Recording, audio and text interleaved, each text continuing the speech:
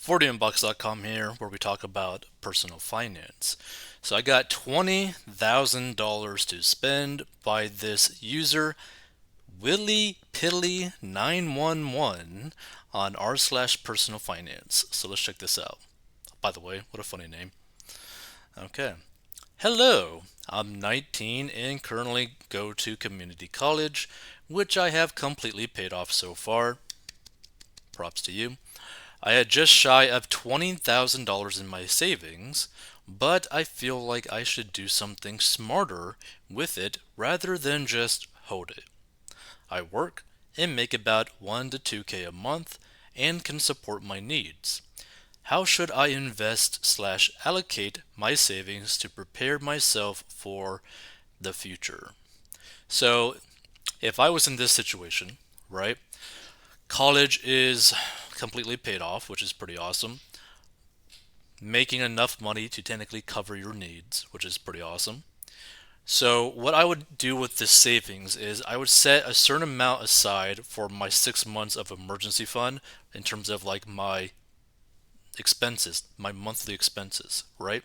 So, what are the like costs for 6 months for me to like bare minimum survive, right? In case I just lose the job.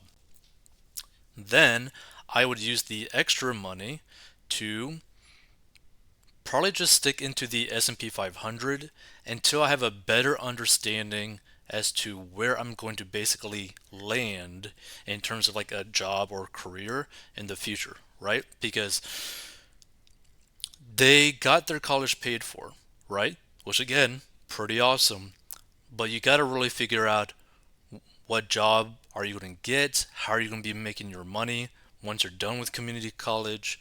Because even though 1 to 2K a month is okay for right now, long term, that is not the type of money that you want to be making. Like, you really want to be making like really good amount of money. So, you got to really figure that out. And really that, that maybe the extra 10,000 that you put into like the S&P 500 after your emergency fund, because I'm basically assuming that you could probably stick 10K. Like, so you'll probably like use like half of the 20 for like your emergency fund and then 10K to the S&P 500. You're probably not going to be making that much money from that, but at the very least it will give you some sort of foundation in terms of investing, right?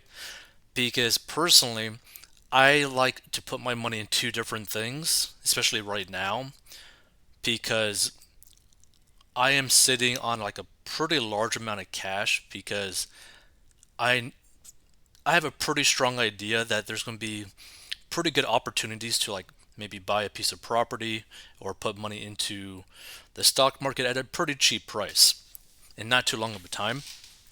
So personally, I'm like sitting on like a dumb amount of cash, right? But it's really more so for like potential opportunity, and that's what that like 10K in the S&P 500 is what you're probably going to be putting in there. You're not really going to be making that much money, but you're probably also not going to be really losing that much money. And if you really need that 10K later on, you could easily just take it out because it's liquid. Like, I don't really want this person to be putting their money into like a Roth IRA or a 401k or something like that yet until they get like a full-time career making them a good amount of money. Because the biggest asset this person's going to get in terms of like their money making ability is literally their job, right? Unless they create their own business, the likelihood of them making the most amount of money is going to be with their career. So I'd really focus all my time and energy trying to like secure that. Because let's say that after the community college, they're able to snag a job that pays them like 5K a month, 6K a month, right?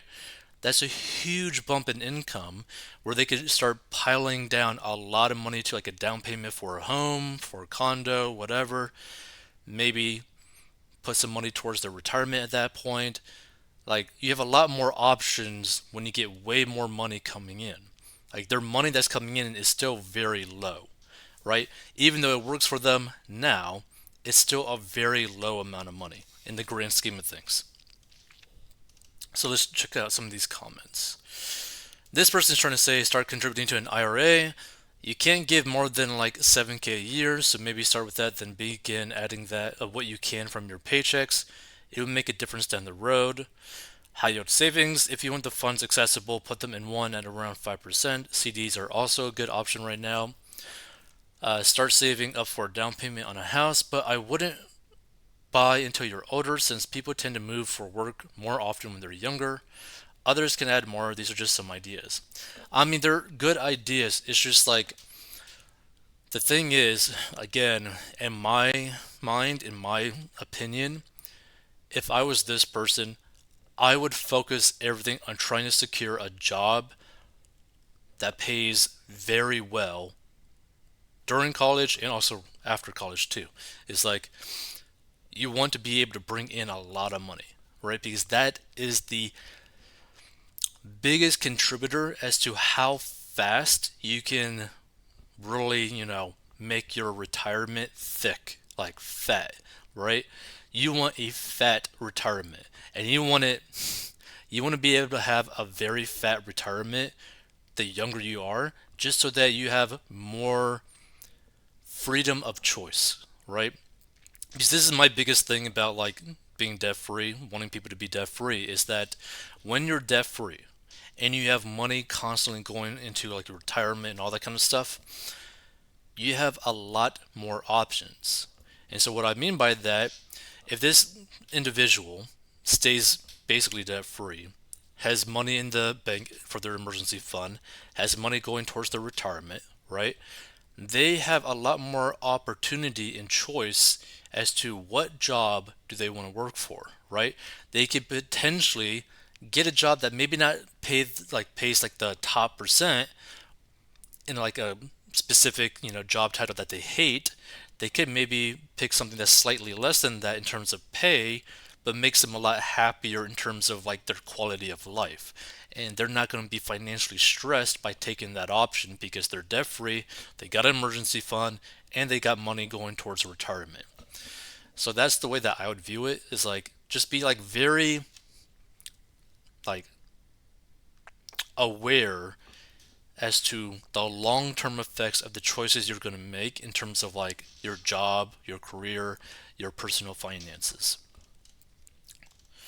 A lot of people are trying to say like start Roth IRAs, but again,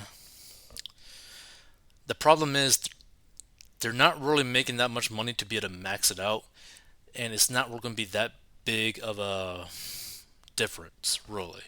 So again, to me, they need them like just make way more money. Let's see.